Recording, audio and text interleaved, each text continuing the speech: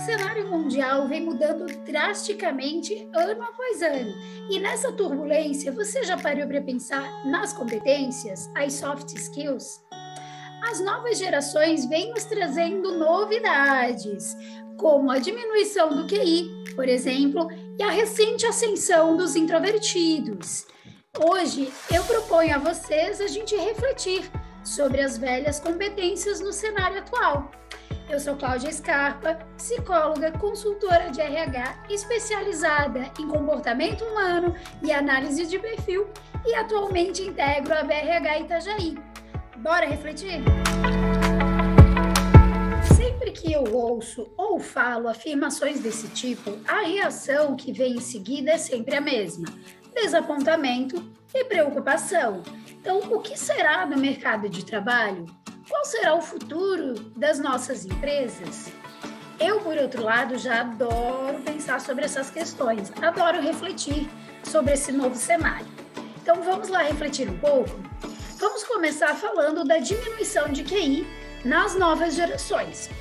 Então, QI, o que é QI? QI é a abreviação de consciente intelectual. Então, a gente pode entender como sendo a medida da inteligência. Se vocês correrem para a internet agora e derem uma googada, vocês vão ver várias expressões do tipo: as novas gerações estão menos inteligentes, ou as novas gerações estão mais burras, ou ainda um termo super polêmico que diz cretinos digitais. Então, o livro que lança esse termo, cretinos digitais, ele propõe algumas hipóteses para esse fenômeno da diminuição de QI nas novas gerações. Porém, ele mesmo afirma que não existem estudos suficientes para afirmar que aquelas são realmente as causas ou as únicas causas. Então, a gente pode refletir sobre, a gente pode divagar um pouco. Então, vamos lá pensar um pouquinho. E o que eu quero propor para vocês é uma reflexão sobre o cenário dos novos momentos, né? Então, do momento que a gente vive em comparação com o momento anterior, um cenário anterior. Eu não estou aqui falando que ninguém deve se desenvolver ou buscar melhorar, não é disso que se trata o vídeo, né? A ideia aqui é justamente pensar a evolução das características ao longo dos tempos, né? Então, vamos lá, devagar um pouquinho sobre a questão. Pense você, se imagine no seu dia a dia de trabalho e também na vida pessoal. Muitas vezes você não sabe alguma coisa, aí você corre para o Google, pesquisa, né, e vai descobrir o que precisa. Ou ainda você lembra que um colega teu sabe sobre aquela questão e você recorre à ajuda dele. Ou ainda ele não sabe, mas ele consegue te orientar o que você pode fazer ou quem você pode procurar. Isso também se aplica a novos projetos. Você quer desenvolver um projeto novo? Você vai pesquisar, vai se informar, vai ver como é que as coisas estão. Não é por aí que você costuma viver. Eu imagino até que deva fazer muitas pesquisas ao longo do dia, né? Às vezes nem só uma. Vive com o Google ali na mão, né? E os nossos avós, eles tinham essa facilidade?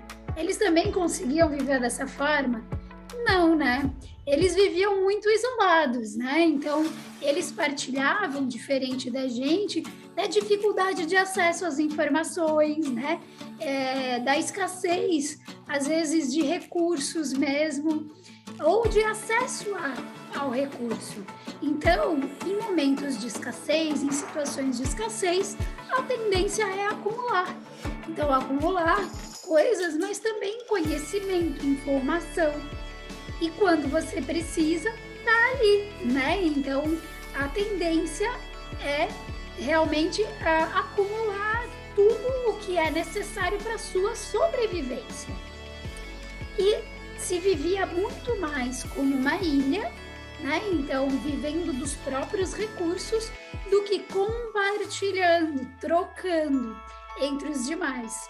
Penso que com QI acontece o mesmo. Para chegar à pontuação final de QI, é necessário avaliar vários aspectos, como, por exemplo, compreensão verbal, raciocínio abstrato, memória, as mais diversas provas, inclusive conhecimentos gerais. Sim, conhecimentos gerais. Então, lembra, na sua época de escola, enfim, muitos anos atrás, que você sabia de cor muitas informações, datas comemorativas, datas históricas, sabia todas, né? Se não todas, mas a maioria, ou números de telefones dos seus colegas, amigos, parentes, vizinhos, enfim, sabia de cor um monte de coisas, né? E hoje a gente já não tem mais a necessidade de lembrar tudo isso de cor, né? A gente tira o smartphone e tá tudo lá, né? Ou entra na internet, dá uma pesquisada e você já consegue acessar um monte de informações, né? Ou ainda, para resolver problemas, a gente inclusive pode contar com tutoriais. Não preciso nem resolver sozinha. Eu posso pegar a experiência de alguém que já fez, que já conseguiu, enfim, fez um vídeo, postou lá e a gente só acessa e compreende, né? Então, inclusive, a resolução de problemas já não é mais da mesma forma que acontece. Então, eu questiono, né? A gente está usando o nosso cérebro da mesma forma? A gente está estimulando ele da mesma forma? A rotina do nosso dia a dia, do nosso trabalho, está nos exigindo as mesmas coisas que exigia dos nossos pais, dos nossos avós? Lembrando que o nosso cérebro funciona exatamente como, por exemplo, o músculo do nosso braço. Se eu exercito, ele expande, talvez até hipertrofie.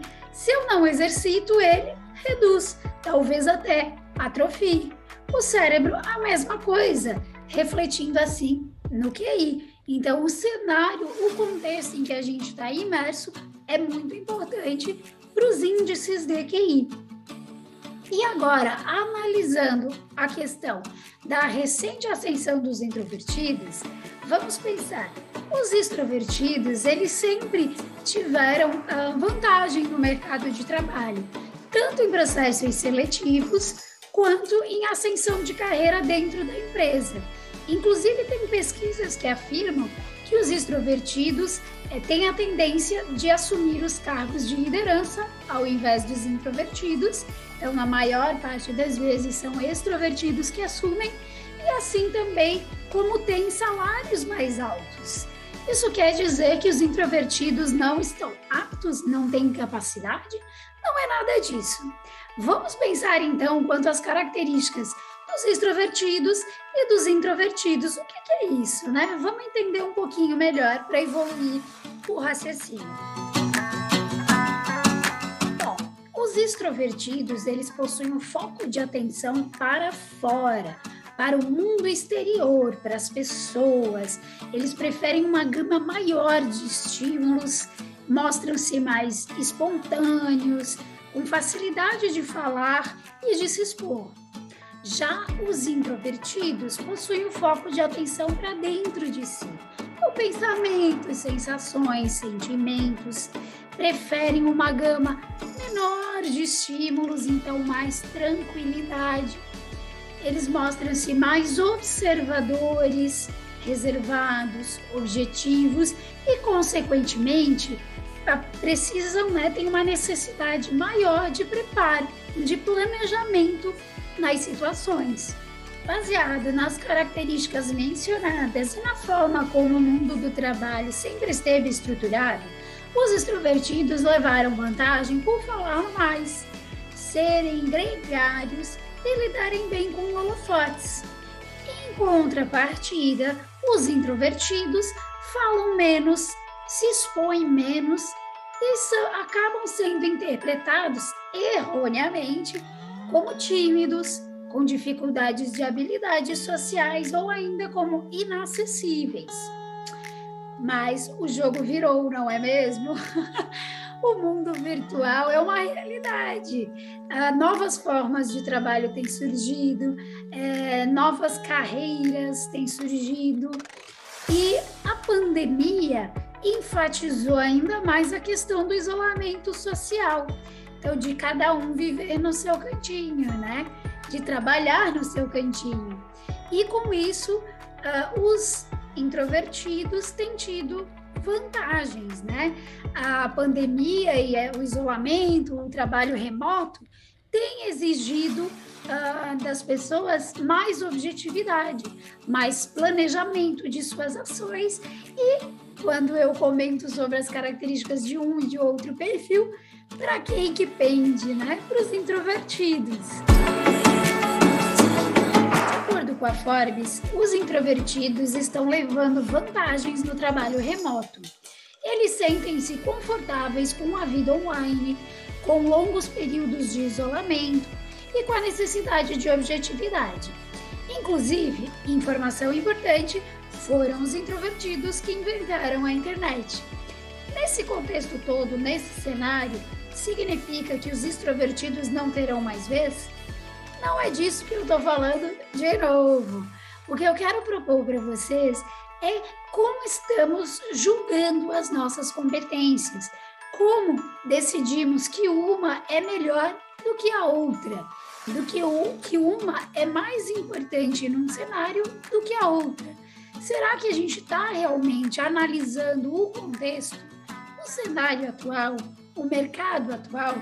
Assim como falamos de QI, extroversão, introversão, poderíamos ter falado de qualquer outra competência. Atenção concentrada, organização, exigência com qualidade, enfim, assim por diante. O cenário que a gente vive mudou e continua mudando. As formas de trabalho mudaram e continuam mudando. E as competências estão acompanhando essa evolução. Elas mudaram e continuam mudando. E nós? A gente tem mudado a nossa forma de analisar e julgar as competências? É isso que eu proponho para nós, profissionais de RH. E aí, vamos rever a nossa forma de trabalhar com competências?